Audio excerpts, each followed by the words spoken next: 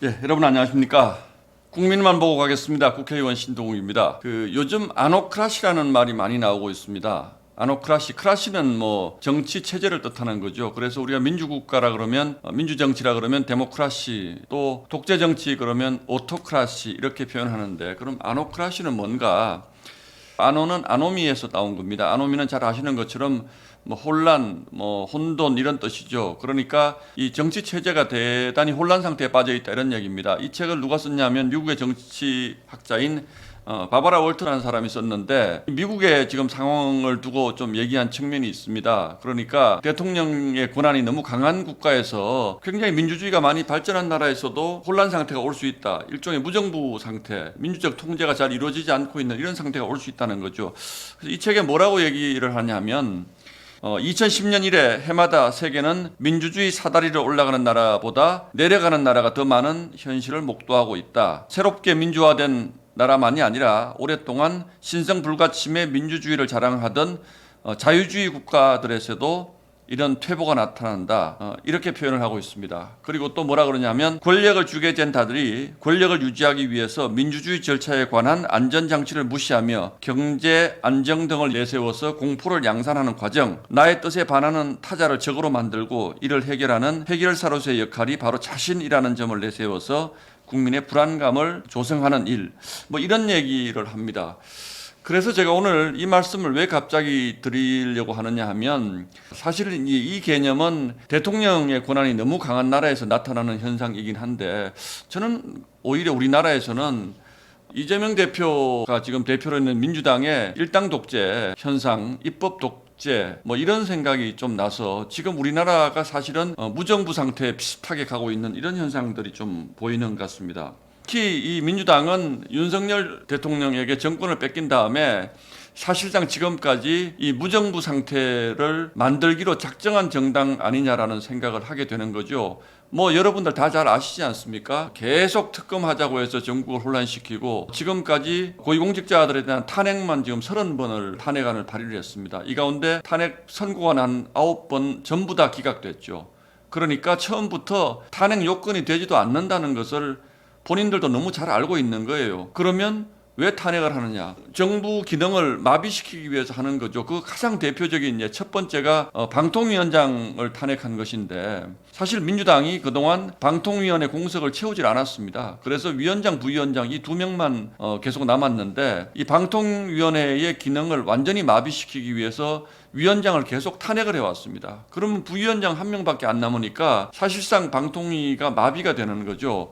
이렇게 한 이유는 다들 잘 알고 있습니다. 공영방송의 이사 선임권을 가지고 있는 방통위를 무력화시켜서 지난 정부에서 내세운 MBC라든지 이런 쪽의 경영진을 그대로 가져가려고 그렇게 한 것이거든요. 명백하게 국가 마비 시도입니다. 이것만 그런 게 아니죠. 아무 이유도 없이 국무총리를 탄핵해가지고 지금 한덕수 대통령 대행이 지금 돌아온 이런 상태고, 또 그 다음에 온 최상목 대행도 탄핵하겠다고 이렇게 얘기하고, 국방부 장관, 행안부 장관, 앞에서 말씀드린 방통위원장은 3명이나 탄핵안을 발의를 했죠. 이렇게 해서 나라가 실질적으로 돌아가질 않습니다. 지금 예를 들어서 산불만 보더라도요. 지금 행안부 장관이 산불 진화의 총 책임을 가지고 일을 해야 되는데 행안부 장관이 없습니다. 국민 안전을 책임지는 주무장관이 없습니다. 우리나라 안보 현실이 얼마나 엄중합니까?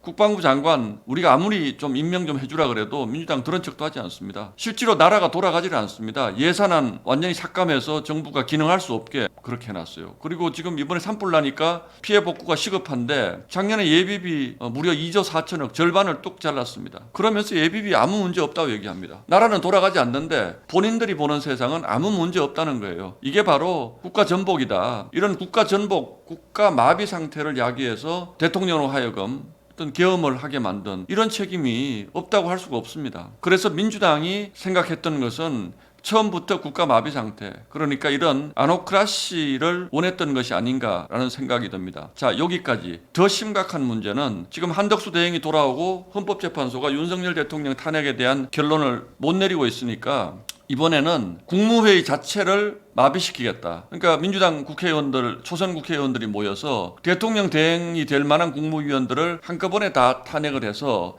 국무회의가 실질적인 심의 기구를 하지 못하게 그러니까 국무회의를 없애겠다 이런 협박까지 하고 있습니다. 그러면 국무회의가 없으면 나라가 어떻게 돌아가나요? 대통령도 지금 없어요. 대통령 권한대행은 국무회의가 사실상 형해화되면서 아무런 기능을 할 수 없습니다. 무정부 상태인 거죠. 이런 무정부 상태를 만들려고 하는 것이 그런 민주당의 뜻인가? 자, 또 어떤 게 있습니까? 법을 바꿔서 지금 4월 18일 되면 민주당 편으로 알려진 헌법재판관 문영배, 이미선 두 재판관이 퇴임을 합니다. 그럼 후임을 누군가는 지정을 해야 될 텐데 대통령이 해야 됩니다. 그런데 지금 대통령은 탄핵된 상태잖아요. 할 수가 없습니다. 그러니까 이 사람들의 임기를 연장시키는 법을 내겠다. 민주당이 이러고 있습니다.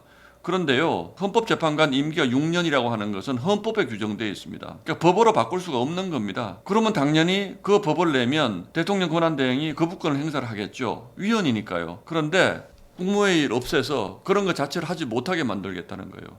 그러니까 입법권이 행사할 수 있는 모든 독재적인 권한을 다 행사하겠다. 이게 지금 민주당의 뜻입니다. 그래서 제가 보통은 대통령제 국가, 선출된 대통령이 권력을 장악하고 헌법을 개정해서 자기 힘을 마음대로 휘두를 수 있게 하는 것, 이런 문제를 아노크라시라고 하는데 지금은 국회 다수당이 무정부 상태를 만들어서 정권을 장악하려고 하는 이런 정말 세계 정치사적으로도 정말 듣도 보도 못한 이런 상황이 지금 벌어지고 있는 겁니다. 대한민국에서. 그래서 오늘 제가 이 아노크라시라는 말씀을 여러분께 드렸는데 민주당이 과연 도대체 대한민국의 미래를 어떻게 끌고 갈 것인가? 그들이 원하는 것은 아노크라시인가? 무정부 상태인가? 대혼란인가? 민주당은 대한민국의 미래를 걱정하는 정당인가? 이런 생각을 하지 않을 수가 없어서 오늘 저의 시선은 아노크라시라는 단어에 맞춰봤습니다. 고맙습니다.